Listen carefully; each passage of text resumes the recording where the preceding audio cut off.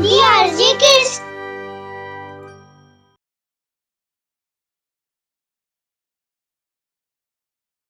जादुई आम का पेड़ और लाल कबूतर। नारायणपुर नाम का एक छोटा सा गांव था। उस गांव में सब एक दूसरे के साथ प्रेम से रहते थे। उसी गांव में विमला अपनी 5 साल की बेटी मधुरा के साथ टूटी फूटी झोपड़ी में रहती थी।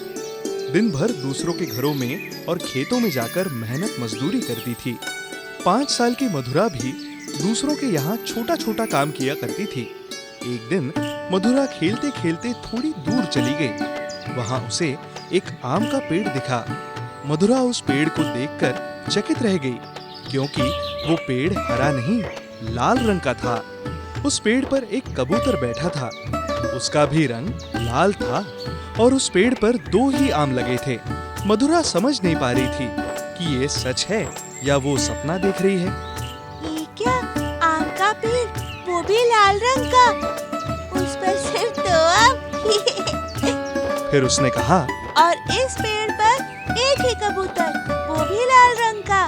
अचानक पेड़ पर बैठा कबूतर बोल पड़ा, हाँ, यहाँ सब लाल लाल हैं। उस कबूतर की आवाज सुनते ही मधुरा वहाँ से डर के भाग गई। वो घर आई, लेकिन माँ से कोई बात नहीं कर रही थी। विमला उसे बहुत देर से देख रही थी, पर उसे समझ नहीं आ रहा था कि मधुरा इतनी चुप क्यों है। बेटी मधुरा, तुम इतनी चुप क्यों हो बेटा? तुम्हारी तबीयत तो ठीक है ना? हाँ, ठीक है। किसी ने तुमसे कुछ कहा क्या बेटा, या किसी ने तुम्हें डांटा है? नहीं, ऐसा कुछ नहीं है। अगर किसी ने डांटा नहीं है, तुम्हारी तबीयत भी ठीक है, तो बात क्या है? कुछ तो बताओ। माँ, मैंने कहा ना ऐसा कुछ नहीं है। अब आप चुप रहो, मुझे परेशान मत करो। ठीक है, जा, अब कुछ नहीं बोलूंगी। तू और तेरी नौटंकी कभी खत्म ही नहीं होती। रात में सोते समय मधुरा परेशान थी। माँ, सो गई क्या? बहुत नींद आ रही है, सोने दे। पहले मेरी बात सुनो ना, फिर सो जाना। अब कैसे मन हुआ बताने का? तो उतने समय से मुंह क्यों फुलाकर बैठी थी? चल बता क्या हुआ। माँ, आज मैं खेलते खेलते झरने के उस पार चली गई थी। झरने के उस पार बगीचा है ना? हाँ है तो हुआ क्या, ये तो बता। माँ, उसमें एक आम का पेड़ है जो लाल रंग का है, और उस पेड़ में सिर्फ 2 ही आम लगे हैं, और उस पेड़ पर लाल रंग का कबूतर भी बैठा है जो बोलता है। मधुरा, तू ना पागल हो गई है। जैसी जैसी बड़ी हो जा रही है, बहुत झूठ बोलने लगी है। अगले साल तुझे तेरी मौसी के घर भेज दूंगी, अब वही तुझे सुधारेगी। चाहे मौसी के घर भेजो या नानी के घर, पर मैं सच बोल रही हूँ। अच्छा, अब अपनी बकबक बंद कर, सो जा और मुझे भी सोने दे। मुझे कल लोगों के घर काम खत्म करने के बाद मुरारी के खेत में भी काम करने जाना है। उसके खेत में कल आलू निकलेंगे। ठीक है माँ, तुम सो जाओ, मुझे नींद नहीं आ रही है। अगले दिन मधुरा उस बगीचे में फिर जाती है, पर इस बार वो डरती नहीं है। वो उस पेड़ के नीचे खड़ी होकर देख रही थी। तभी वो लाल कबूतर मधुरा से कहता है, तुम डरो मत। ये सब क्या है, मुझे समझ नहीं आ रहा है। डरो मत, ये एक जादुई आम का पेड़ है और मैं भी एक जादुई कबूतर हूँ। अच्छा, तुम जो भी चाहो इस पेड़ से मांग सकती हो। तुम्हारी हर इच्छा ये पेड़ पूरी करेगा। ठीक है, अभी तो नहीं, फिर कभी जरूर मांग लूंगी। अब मधुरा उस पेड़ के पास हर दिन आने लगी। अब मधुरा, कबूतर और वो पेड़ 3 दोस्त हो गए। मधुरा घंटों उस पेड़ के नीचे खेला करती। एक दिन मधुरा की माँ की तबीयत अचानक बहुत खराब हो गई। डॉक्टर को समझ नहीं आ रहा था कि विमला को कौन सी बीमारी है। मधुरा बहुत दुखी थी और उस पेड़ के नीचे गई और उस पेड़ के नीचे चुपचाप खड़ी थी। आज वो ना हंस रही थी और ना कुछ बोल रही थी। मधुरा, क्या हुआ? तुम बहुत परेशान हो?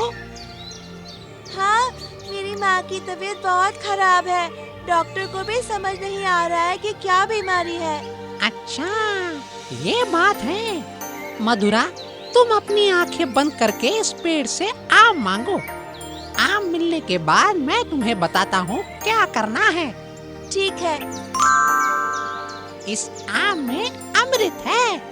आम अपनी माँ को रात में खिला देना, वो बिल्कुल ठीक हो जाएंगी। ठीक है। मधुरा ने बिल्कुल वैसे ही किया जैसे उस कबूतर ने कहा था। अब उसकी माँ बिल्कुल ठीक हो गई। यह बात पूरे गांव में आग की तरह घूमने लगी।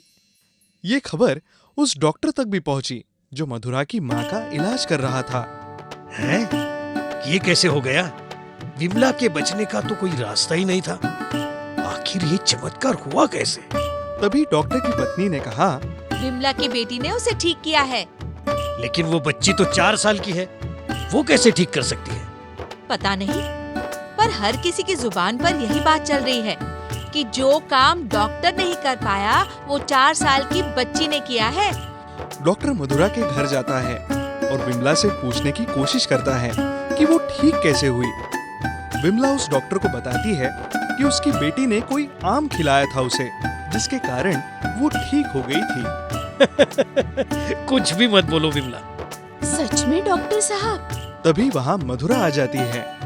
डॉक्टर उसे पूछने की कोशिश करता है पर मधुरा उसे कुछ नहीं बताती है। बेटा, तुमने अपनी माँ को कौन सा आम खिलाया जिससे वो ठीक हो गई? मैं नहीं बताऊंगी। ये कहकर मधुरा वहाँ से चली जाती है। उसके बाद वो डॉक्टर मधुरा का पीछा करता है और उस पेड़ के नीचे पहुँच जाता है जहाँ मधुरा आम के बारे में कबूतर से बात कर रही होती है।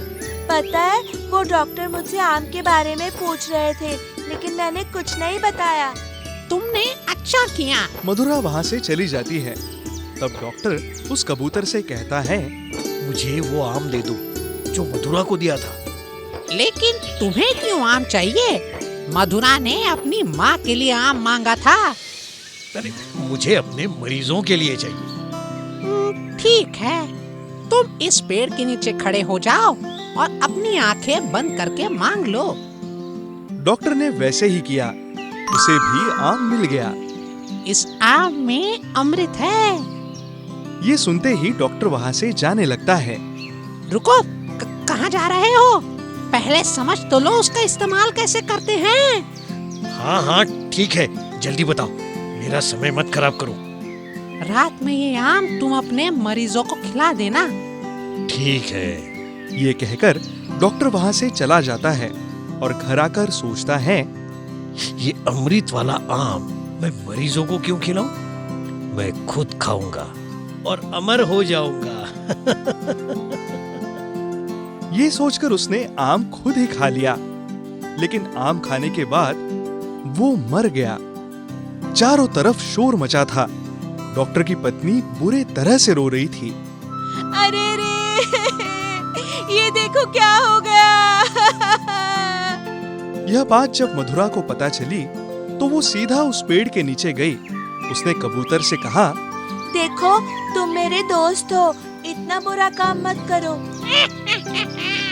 मैंने क्या किया है? उस डॉक्टर को क्यों मार दिया? मैंने डॉक्टर को नहीं मारा। डॉक्टर ने झूठ बोला। उसको आम मरीजों के इलाज के लिए मिला था, लेकिन उसने उनका इलाज ना करके खुद वो आम खाया ताकि अमर हो जाए। इसीलिए उसको ये सजा मिली। लेकिन इसमें डॉक्टर की पत्नी की कोई गलती नहीं। वो क्या करेगी? डॉक्टर को जिंदा कर दो। ठीक है, तुम कह रही हो तो मैं उस डॉक्टर को फिर से जीवित कर दूंगा। बहुत अच्छा। वो सफेद आम लेकर जाओ और डॉक्टर को खिला दो। मधुरा ने ठीक वैसे ही किया जैसे कबूतर ने कहा था।